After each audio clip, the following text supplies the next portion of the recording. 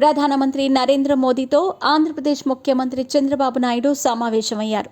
ఈ సందర్భంగా ఆంధ్రప్రదేశ్ ప్రయోజనాలకు సంబంధించిన పలు అంశాలపై ప్రధాని మోదీతో చంద్రబాబు చర్చలు జరిపారని టీడీపీ వర్గాలు తెలిపాయి. 2 రోజుల పాటు చంద్రబాబు ఢిల్లీలో ఉండనున్నారు. ఈ పర్యటనలో భాగంగా చంద్రబాబు నాయుడు సోమవారం అంటే అక్టోబర్ 7 సాయంత్రం ప్రధానమంత్రి నరేంద్ర మోదీతో సమావేశమయ్యారు. చంద్రబాబు వెంట టీడీపీ ఎంపీలు, కేంద్ర మంత్రులు రామ్మోహన్ నాయుడు, పెమ్మసాని చంద్రశేఖర్, టీడీపీ ఎంపీ లావు శ్రీకృష్ణదేవరాయలు, ఏపీ ఆర్థిక మంత్రి వయ్యావుల కేశవులు కూడా ప్రధానిని కలిశారు.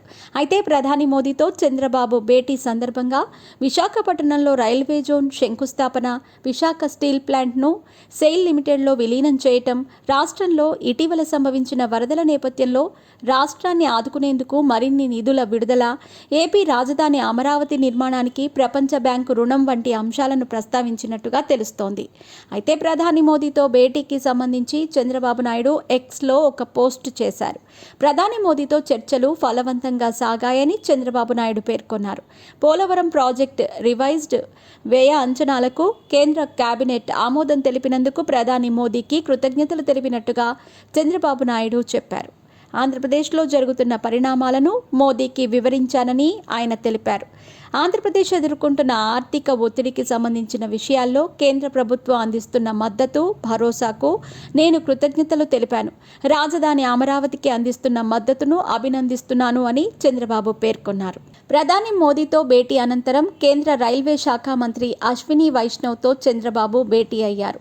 ఈ సందర్భంగా వైజాగ్ ప్రధాన కార్యాలయంగా రైల్వే జోన్ ఏర్పాటుకు సంబంధించిన దీర్ఘకాలంగా పెండింగ్లో ఉన్న హామీని ముందుకు తీసుకెళ్లినందుకు ఆయనకు ధన్యవాదాలు తెలిపారు. డిసెంబర్ నాటికి కొత్త జోన్కు శంకుస్థాపన చేస్తారని భావిస్తున్నట్టుగా చంద్రబాబు ఆశాభావం వ్యక్తం చేశారు.